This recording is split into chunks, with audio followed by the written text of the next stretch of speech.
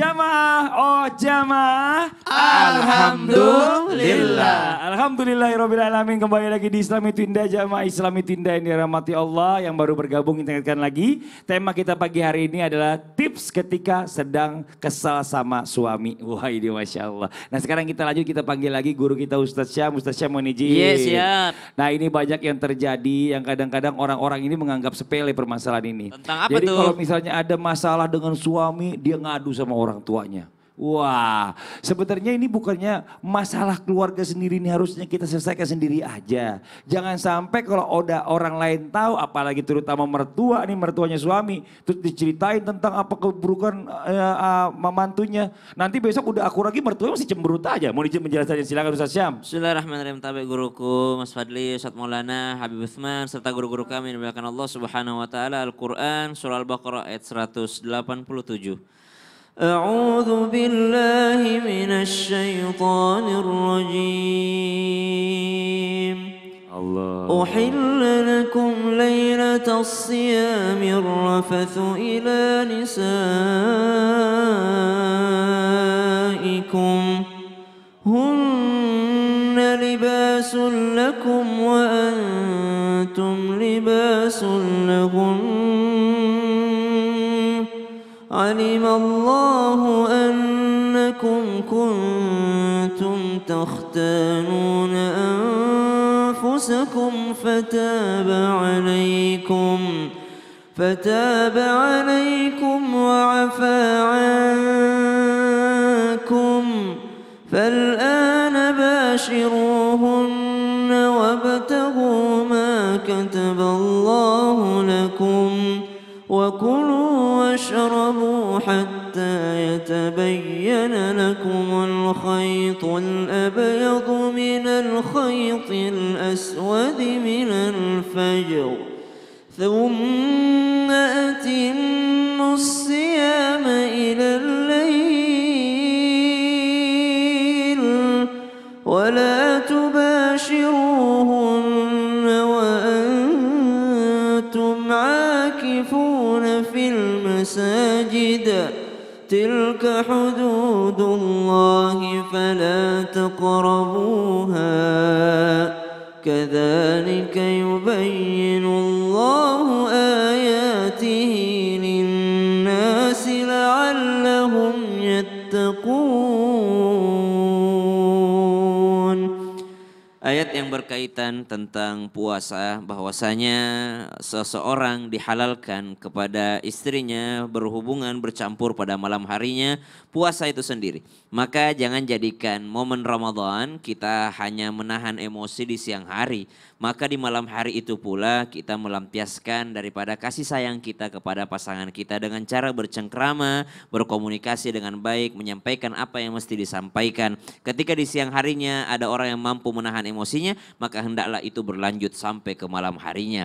Lalu dikatakan hunna libasul lakum wa antum libasul lahunna, pakaian sama-sama pasangan itu adalah pakaian bagi kalian. Pakaian itu fungsinya ada beberapa. Yang pertama untuk menutupi aib, menutupi aurat. Karena sesungguhnya aurat itu adalah aib.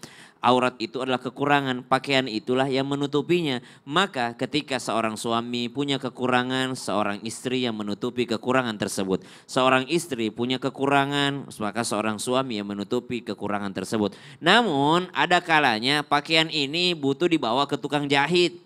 Ada kalanya pakaian ini butuh untuk diservis. Ada kalanya baju ini dibawa untuk dry clean ataupun laundry. Maka dari sinilah kita mengambil pembahasan bahwasanya bolehkah seorang anak mengadu kepada orang tuanya ketika terjadi permasalahan rumah tangga. Bukan mengadu kepada orang tua, tapi mengadu kepada orang yang bisa memberikan solusi. Jikalau orang yang bisa memberikan solusi itu adalah orang tua, maka silahkan. Sebagaimana baginda Nabi SAW mengadukan ibunda Aisyah radhiyallahu taala anha warḍaha kepada orang tuanya, yaitu Sayyidina Abu Bakar As-Siddiq radhiyallahu anhu warḍah, menjadi seorang penengah karena mereka yang menikahkan, mereka pula yang akan mengislahkan, mendamaikan. Berarti boleh mengadu kepada siapa? Yang bisa memberikan solusi. Kalau yang bisa memberikan solusi itu adalah orang tua, maka silahkan adukan. Jikalau itu bukan malah menceraikan ataupun membubarkan. Tapi kalau orang tua ini kita pikir-pikir, nanti mamaku tahu dia malah tambah sakit hati. hati. Kalau bapakku tahu dia malah tambah sakit hati, malah bertambah orang yang sakit hati, maka jangan pernah adukan. Adukan hanya kepada orang yang bisa memberikan solusi. Orang tua atau guru kah, atau mungkin petugas daripada pengadilan agama misalnya. Tapi ada sebuah meme ataupun sebuah catatan, jagalah buku nikahmu, nanti kau ketemu lagi buku nikah itu ketika kau nanti setoran haji. Jangan sampai ketemu buku nikah itu nanti di pengadilan agama, jangan. Berarti buku nikah itu 2 kali aja dilihat, pada saat nikah dan pada saat nanti setoran haji. Subhanallah, jangan 2 kali dilihat, pada saat nikah dan pada saat menuju ke pengadilan agama. Na'udzubillahi min dzalik. Lalu dikatakan, untuk apa sampaikan aduan ini kepada orang tua? Ada orang tua yang senantiasa mendoakan, maka sampaikan dengan baik. Ma, pa, saya punya masalah dengan rumah tangga saya, tapi ini bisa diselesaikan dengan doa daripada mama papa. Maka doakan kami. Tidak usah menjadi kompor, tidak usah menjadi sesuatu yang akan memisahkan antara suami istri, ntar nyesal belakangannya. Nauzubillah, akhirnya mertuanya punya kebencian sama menantunya. Itu Nauzubillah bahaya itu. Kalau mau bagus ngadunya sama mertua. Mertuanya biar benci mana anaknya sendiri. Jangan. Makasih banyak Ustaz Syam atas penjelasannya. Sekarang kita lanjut lagi buat jamaah Islam itu yang ada di rumah ya. Waktunya kita membacakan lagi pertanyaan-pertanyaan masuk yang dikirim oleh jamaah yang ada di rumah nih. Kalau gitu kita kembali ke segmen Tanya Dong Ustadz. Kami semua tanya dong Ustaz. Oke, kita lanjut ya, langsung aja ke pertanyaan yang berikutnya dari Sofia Elaras 99. Assalamualaikum, tanya dong Ustadz. Waalaikumsalam warahmatullahi wabarakatuh. Mau tanya ke Habib Usman, boleh Bib, boleh Bib, maju Bib. Boleh dong. Boleh minta tips Bib supaya apa yang disampaikan kepada suami itu tidak salah paham dan omongan istri selalu dianggap Bib. Wah, ini jadi istrinya mungkin ngerasa dirinya ini kalau ngomong apa-apa nih suaminya nggak mau nganggap dia. Memang ada tipikal orang kayak gitu tuh Bib. Mau izin penjelasan. Bukan hanya suaminya, istrinya pun seperti itu. Oh, Fadl Bib, silakan Bib. Afwan Mas Faldi, Ustaz Maulana, Ustaz Syam. Bismillahirrahmanirrahim. Allahumma salli ala sayyidina Muhammad wa ala ali sayyidina Muhammad. Terkadang ketika seorang suami tidak dianggap oleh istrinya, istri pun tidak dianggap oleh suaminya. Terjadi sebuah hal yang dikatakan bahwasanya suami tidak mempercayai istrinya, istri pun tidak mempercayai suaminya. Bagaimana solusinya? Bagaimana tipsnya agar rumah tangga tersebut menjadi rumah tangga yang bahagia, yang saling memahami, yang bisa mengerti satu sama lainnya. Apapun yang dikatakan suaminya, apapun yang dikatakan istrinya merupakan sebuah hal-hal yang baik dan benar adanya. Oleh karena itu, ingat, rumah tangga itu diawali dan didasari dengan agama. Ketika rumah tangga diawali dan didasari dengan agama, maka terjadilah sebuah kebahagiaan. Wa aisaruhunna bil ma'ruf. Pergaulilah mereka dengan pergaulan yang baik. Istri kalian atau suami kalian ketika diperlakukan dengan baik, dihargai, dihormati, disayangi, maka niscaya engkau akan dihormati, engkau akan disayangi, dan engkau akan dicintai. Walahunna mithlul ladzi alaihinna bil ma'ruf. Dan wanita mempunyai hak yang seimbang dengan kewajibannya, dengan cara yang ma'ruf, dengan cara yang baik. Oleh karena itu, ketika ingin bicara dengan suaminya, maka berdoa dulu dengan kalimat alam nasrah laka sadrak wa wada'na anka wizraka alladhi anqadha dhahrak wa rafa'na laka zikrak fa inna ma'al usri yusran inna ma'al usri yusra fa idza faragta fansab wa ila rabbika farghab. Agar lisannya lebih mudah, perkataannya lebih mudah. Ya Rabb, mungkin kesusahan dalam rumah tangga ini menjadi kebahagiaan di dalamnya. Mungkin permasalahan dalam rumah tangga kami menjadi sebuah ujian dalam rumah tangga kami dan menjadi kebaikan di dalamnya. Kalau mau ngasih masukan, lihat situasi dan kondisi. Janganlah kalian memberi masukan ketika dalam keadaan yang tidak baik. Oleh karena itu, ayo dasari kehidupan kita, landasi kehidupan kita dengan Al-Quran dan hadis sehingga menjadi kebahagiaan dan keberkahan dalam kehidupan kita. Ya Rabb, kita selalu berharap rumah tangga kita bahagia. Kita selalu berharap rumah tangga kita adalah rumah yang kita idamkan. Rumahku adalah surgaku. Rumahku adalah kebahagiaanku. Anak-anakku menjadi anak-anak yang soleh, soleh yang bertakwa kepada Allah. Maka ciptakanlah di dalamnya didasari dengan hukum Allah. Ketika manusia tersebut mendasari dengan hukum Allah, maka Allah selamatkan dia. Tapi ketika dia mengabaikan di rumah tangganya bukan hukum Allah, maka kehancuran akan ada di depan matanya dan kehancuran pasti akan terjadi. Nauzubillah subhanallah, makasih banyak Kak Habib atas penjelasannya. Ya namanya mungkin nih istri juga harus ngeliat situasi ya kata Habib ya. Jangan sampai suami baru pulang dari kantor, mana pulang dimarahin sama bosnya, istrinya marah-marah juga lagi nanyanya. Ya pasti kan akan jadi pecah suasananya, nauzubillah min zalik. Nah pinter-pinter ya Mbak ya. Oke kita lanjut lagi ke pertanyaan yang berikutnya dari pertanyaannya dari Instagram @iyarafadila_. Pertanyaannya dari Assalamualaikum, tanya dong Ustadz. Waalaikumsalam warahmatullahi wabarakatuh. Mau bertanya ke Ustadz Maulana. Wah boleh. Ya, silakan. Biasanya kan kalau sedang kesal ke suami, anak jadi tempat ngelampiasin emosi. Nauzubillah summa nauzubillah. Bagaimana caranya agar istri tidak menjadikan anak sebagai objek emosi ya Ustadz? Ya Allah kasihan banget anaknya jadi objek emosi. Malah sama gemes suaminya, kita. ya anaknya yang dipukul. Iya, nauzubillah. Silakan Ustadz penjelasannya. Izin, saya bayangkan Baraka ini marahin. Gara-gara Jian dimarahin sama Ustadz Syam. Izin Habib dan Sasam. Bismillahirrahmanirrahim. Astagfirullahaladzim, astagfirullahaladzim, astagfirullahaladzim. Ingat ya, anak itu amanah dari Allah yang akan diminta pertanggungjawabannya kelak di hari kemudian. Anak itu adalah buah hati kita. Mohon maaf tanpa menggurui, hanya mengingatkan kepada semua orang tua dimanapun berada. Anak jangan jadi korban. Justru anak jadi perekat. Justru anak jadi obat. Justru anak adalah menjadi kebaikan. Justru anak adalah lahan pahala. Lahan ibadah buat kita. Dan ketahuilah anak akan melanjutkan kebaikan kita. Kita baik aja sama anak belum tentu kita dibaikin. Mohon maaf tanpa menggurui kepada semua orang tua. Apalagi sampai anak jadi pelampiasan amarah, kebencian kepada pasangan. Sehingga anak yang dimarah-marahin, itu bapakmu itu begitu. Pelit sekali bapakmu. Tidak boleh, tidak boleh. Itu aja tidak boleh. Apalagi sampai menjadi anak maaf ya. Memukul anak KDRT terabak. Anak disebabkan kenapa? Disebabkan karena perilaku pasangannya. Jangan, astagfirullahaladzim. Ingat ya, kita punya kewajiban untuk melindungi anak. Anak jangan sampai tidak merasa nyaman berada di rumah sendiri. Nauzubillah, semua nauzubillah. Sampai mohon maaf kalau bisa, bagaimana seorang orang tua dalam hal ini suami maupun istri tidak menceritakan aib pasangannya di depan anak-anaknya. Nauzubillah, semua jadi nauzubillah. anak tetap kagum, anak tetap hormat, anak tetap menjadi meneladani orang tua.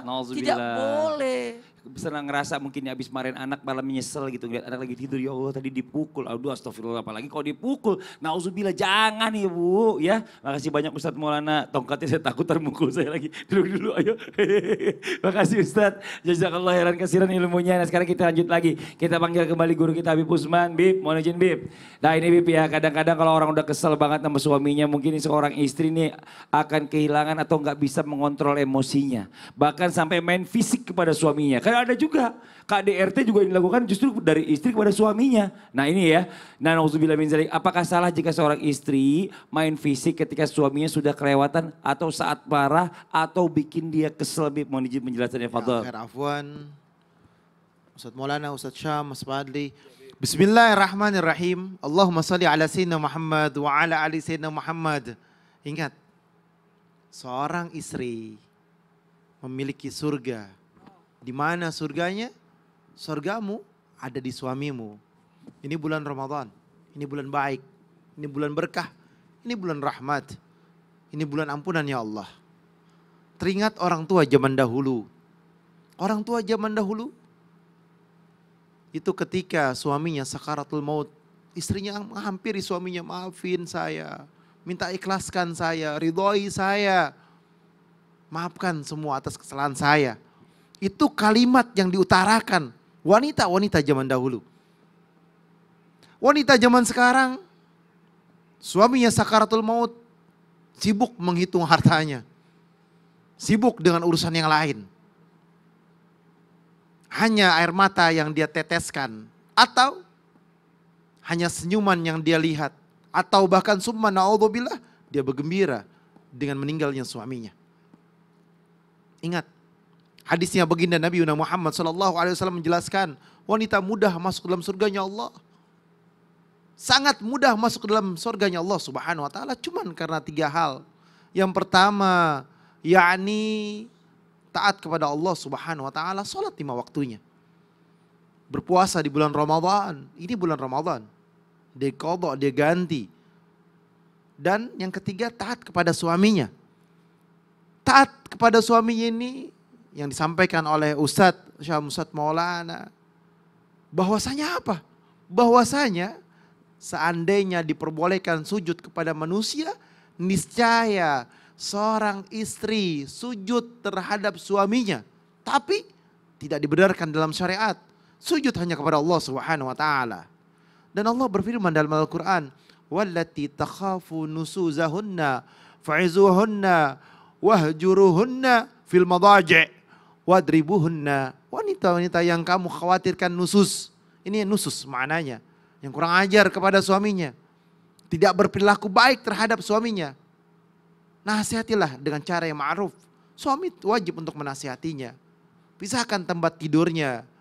Dan yang mukul ini sebetulnya adalah suami terhadap istrinya. Tapi pukulan yang tidak keras, tidak kasar, yang tidak membekas. Dan pukulan tersebut adalah pukulan yang tidak menjadikan sebuah hal yang membahayakan. Dan di sini dijelaskan bahwasanya jika mereka taat kepadamu, jangan cari kesalahannya lagi yang lain. Jangan nyusahin. Allah maha besar dan maha tinggi. Yakni Allah mempunyai sifat bahwasanya Allah Subhanahu wa taala yang berkuasa atas alam semesta ini. Wanita yang salehah, yang bertakwa kepada Allah Subhanahu wa taala akan menurunkan suaranya, merendahkan suaranya terhadap suaminya, berkata-kata yang baik terhadap suaminya, berperilaku yang baik terhadap suaminya. Ini wanita yang salehah. Wanita yang salehah selalu berharap mencari ridho suaminya. Bagaimana caranya suaminya ridho? Bagaimana caranya suaminya ridho? Bagaimana cara suaminya ridho? Ini adalah wanita yang soleha. Wanita yang bertakwa kepada Allah selalu berharap ridho Allah. Cari ridhonya Allah. Cari ridhonya Nabi Muhammad. Dan cari ridhonya suaminya. Ini wanita yang soleha. Wanita yang soleha selalu mendekatkan diri kepada Allah. Mencari solusi yang terbaik dari setiap permasalahan dalam rumah tangganya. Dan berserah kepada Allah Subhanahu wa taala. Dan yakin Allah akan memberikan jalan keluar. Dunia sah, dunia sebentar. Tapi akhirat adalah negeri yang kekal, negeri yang abadi bagi mereka yang bertakwa kepada Allah Subhanahu wa taala. Masya Allah, terima kasih banyak Habib. Jadi kekerasan ini nggak akan pernah bicara menyelesaikan masalah ya, nggak akan pernah bisa menyelesaikan masalah. Nah kalau bisa setiap ada masalah itu selesaikan dengan baik-baik, berdiskusi dengan pasangan kita, mudah-mudahan diberikan solusi yang terbaik untuk keduanya. Amin, amin ya robbal alamin. Nah sekarang kita lanjut lagi, kita minta guru kita Ustadz Syam, boleh maju ke depan Ustadz Syam. Nah ini ya bicara masalah tentang orang lagi marah nih. Ada mungkin para wanita atau mungkin istri ini kalau lagi kesel sama suaminya itu kayaknya dia, kayaknya saya ingin me time dulu nih. Wih, me time. Iya, me time dulu karena dia harus menenangkan hatinya. Apakah ini boleh dilakukan oleh para istri? Ustadz Syam, mohon izin penjelasannya, silakan fadhal. Bismillahirrahmanirrahim. Tabaik guru-guru kami di belakang Allah Subhanahu wa taala. Al-Qur'an surah An-Nahl ayat 126, 127, 128. أعوذ بالله من الشيطان الرجيم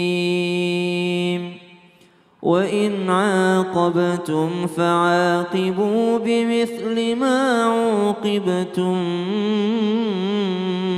به ولئن صبرتم لهو خير للصابرين واصبر وما صبرك إلا بالله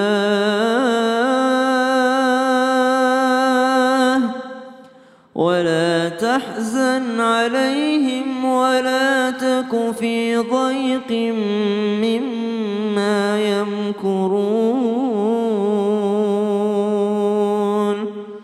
إن الله مع الذين اتقوا والذين هم محسنون.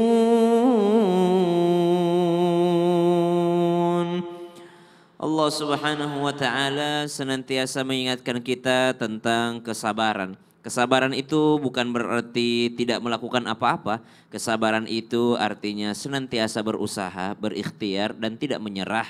Dan hasilnya kita serahkan kepada Allah Subhanahu wa taala. Di antara daripada usaha seorang istri ketika ingin menenangkan pikirannya ataupun ketika ingin berdamai dengan pasangannya adalah dia membutuhkan yang namanya me time atau bahasa agamanya uzlah. Atau bahasa agamanya bisa dikatakan dia berkhalwat berdua-duaan dengan Allah Subhanahu wa taala. Jadi kita manusia beriman ini tidak akan pernah bisa sendiri. Senantiasa ada Allah bersama dengan kita. Lihat bagaimana Nabi SAW ketika merasa kesedihan, ketika merasa keresahan, maka Nabi SAW naik ke Gua Hira, berkilo-kilometer jaraknya, berdua-duaan dengan Allah Subhanahu wa taala. Lihat bagaimana orang-orang yang di zaman Nabi SAW, di zaman para sahabat, di zaman para tabi'in, para generasi emas itu, salafus saleh, mereka senantiasa yang dinamakan dengan uzlah. Uzlah itu artinya mengasingkan diri atau me time, mengasingkan diri untuk apa? Dalam rangka mendekatkan diri kepada Allah Subhanahu wa taala, menghindari keramaian. Ada mungkin ibu-ibu yang hobinya diving mungkin walaupun jarang-jarang, ada ibu-ibu yang mungkin hobinya menyendiri mungkin di kamarnya dalam rangka berzikir, berwirid kepada Allah Subhanahu wa taala. Ada ibu-ibu yang berusaha menenangkan diri mungkin di musola rumahnya, makanya dikatakan di rumah itu mesti ada bagus atau dianjurkan kalau ada mihrab sendiri di rumah, tempat itu hanya khusus dipakai untuk beribadah kepada Allah Subhanahu wa taala. Disitulah waktunya me time seorang ibu, seorang wanita beriman. Begitu pula seorang anak keluar rumah tanpa ridho dan izin daripada orang tuanya, dia katakan, "Pa, Ma, jangan gangguin saya mau me time dulu sama teman-teman saya. Gak usah telepon saya, gak usah nelpon saya jam 12 malam, itu masih pagi anak zaman sekarang." Subhanallah, maka bukan hanya bukan memberikan ketenangan, malah memberikan maksiat ataupun dosa kepada anak tersebut. Maka belajarlah kita tentang uzlah itu, mengasingkan diri itu. Belajarlah kita tentang daripada bagaimana kita berdua-duaan dengan Allah Subhanahu wa taala. Ada hal-hal yang mesti kita baca di atas muka bumi ini yaitu Al-Qur'an. Ada hal-hal yang mesti kita lakukan. Wa ma khalaqatul jinna wal insa illa liya'budun. Tidaklah diciptakan jin dan manusia kecuali untuk beribadah kepada Allah Subhanahu wa taala. Kalau lagi kesal sama suami, mau me time-nya hanya untuk Allah Subhanahu wa taala. Masya Allah, terima kasih banyak Ustadz Syam. Ya Allah, jazakallah khairan kasiran ya. Nah buat jamaah Islam itu Indah yang ada di rumah nih ya, jangan kemana-mana dulu. Setelah yang satu ini kita akan segera kembali lagi. Tetap di Islam itu Indah. Jamaah, oh jamaah, alhamdulillah.